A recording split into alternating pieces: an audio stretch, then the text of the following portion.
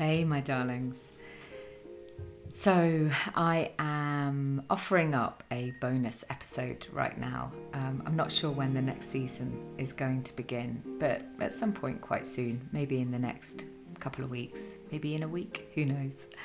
And I just wanted to check in really and say hi, say how are you, to see how your August has been, and just share a little bit about how it's been for me to be taking this break away from things, and also to share a poem that landed recently that may resonate with you in some way. Um, it's interesting that last episode, which was all about how to navigate the lure of the dopamine hit, how to work with myself and resist the push and pull of things like Instagram or my email or even things like WhatsApp with friendship and family groups. I did okay. It was all right. It's interesting. I've had a lot of reflections from people about that episode, and it feels really important to be upfront about what was hard and also what I did manage to do. So one thing is, I have weaned myself off having to listen to music at night when I go to sleep. And I'm really mindfully using those words, having to, because before it really felt like that. I realised I'd created an addiction of sorts, or a reliance on playing this beautiful, meditative, sleepy music each night. And I would play the same piece for several weeks, maybe even several months.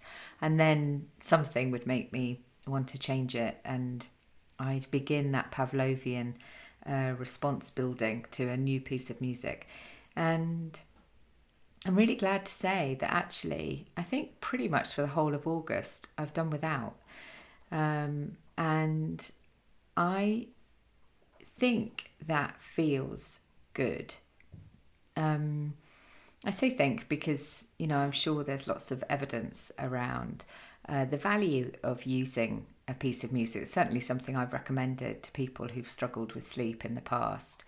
And still, I feel that it makes sense for me right now not to. So that feels really good.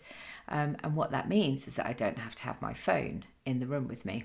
And what that means is that I don't look at my phone first thing in the morning. So that is all feeling really good. And they were all things that I talked about on that last episode. So I'm glad about that.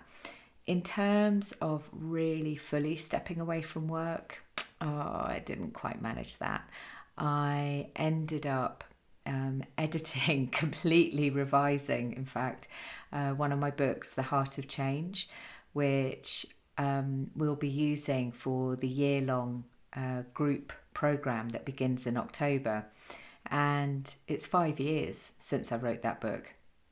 And I really wanted to immerse myself fully in the fine detail of it and feel into, does it still feel fit for purpose? Is it still something that I want to put my name to?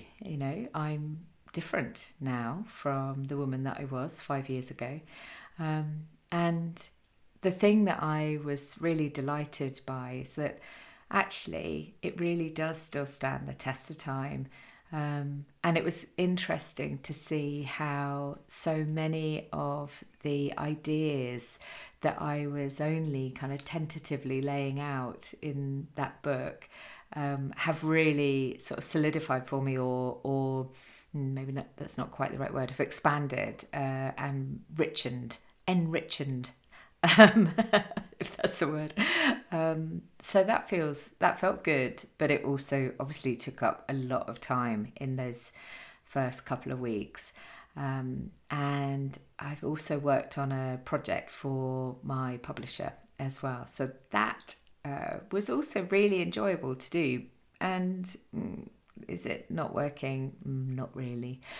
But what I didn't do was spend time leading any groups or retreats or working one-to-one with my amazing, incredible, awesome clients that I work with for the rest of the year. And so actually that is, it's so important for me, I recognise, to have that kind of space as well, because it enables me to expand out into my own outer edges and sit with the things that feel uncomfortable for me. And, while that might not sound like fun, it's definitely useful. And, reflecting back on this last month, there definitely have been, some moments of discomfort as I have sat with myself without the companionship of working. I think I said in that last episode that work is, can be one of my drug of choice, really. And so, it feels very healthy for me to take time away from it and to sit in the space that is left when work isn't there, and see how I meet myself in that space. So I did do quite a lot of walking. I did a few sort of cacao ceremonies with myself. What I didn't do was go kayaking, which was one of my plans. But it was a really different kind of summer, because I just stayed here on the farm and allowed the time to roll in whatever way it wanted to. The other thing that I did, which was really significant, was for the third year running, we took our space that we have created called the Love Shrine to Shambala Festival. And the Love Shrine, if you haven't heard me talk about it before or you don't follow it on Instagram, the Love Shrine is a place where you can go and write a message to someone you love who cannot be with you for whatever reason. So we very mindfully don't label it as a grief space, although grief often arises when people are writing their messages. Those messages can also be, Charlie, I'm so sorry, I forgot to tell you I had a spare ticket. Those sorts of things. Or people writing messages to their grandparents to say how much they would love it at that festival. Shambala is a very special festival. It's not like some of the others that get more airtime in the press, etc. And so that felt very, very beautiful. It felt like a really valuable use of time. And although it's fun to go, it's obviously like lots of laughing and dancing and meeting up with so many incredible friends, old and new. It is also work, because when, having created the space, we also then hold the space and care for the people who come, and just make sure that that things are okay. So that felt really beautiful. And it's funny actually, because as I'm sitting here thinking, did I actually really take a break? I did. I did definitely take a break. And I really hope that you were also able to have some peace and quiet during August in some way. Maybe you went away on holiday. Maybe you had a little bit of time at home. Maybe the way that you live and work meant that August is the busiest time of year for you, in which case I hope that you're able to take some time and space for yourself,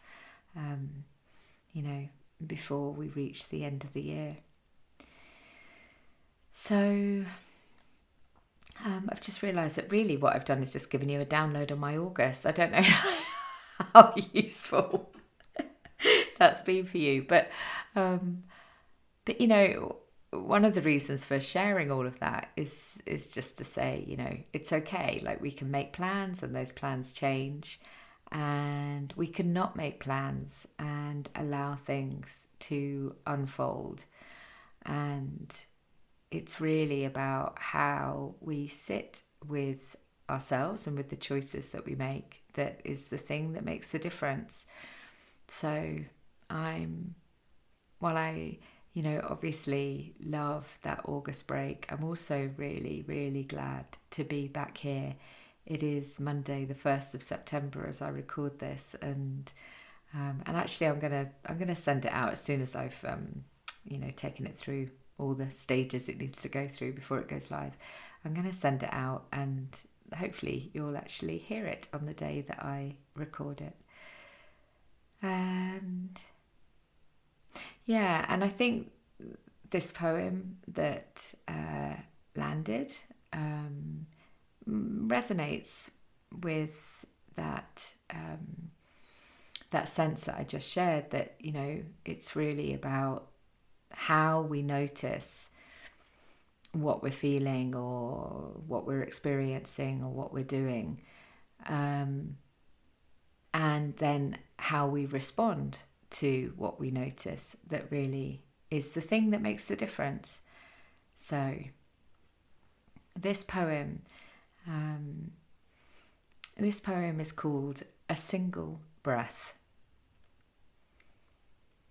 When I woke from the night, I felt a gossamer gauze lay upon me, a veil so light that in the ordinary way of a busy day, I may not have noticed it there. But on this Sunday, on this slow awakening with the sun day, I felt its weight, like a battalion of woes pressed down upon and hold me low. I lay there a while, uselessly resisting, knowing only its persisting, until I remembered what you might say.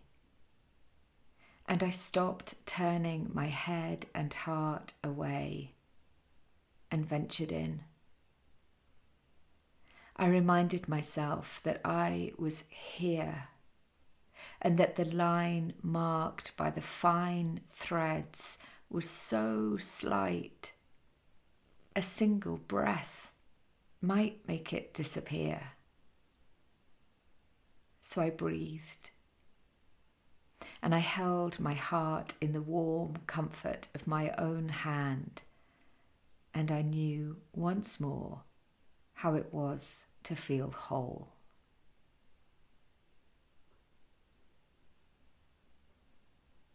There we go, my loves.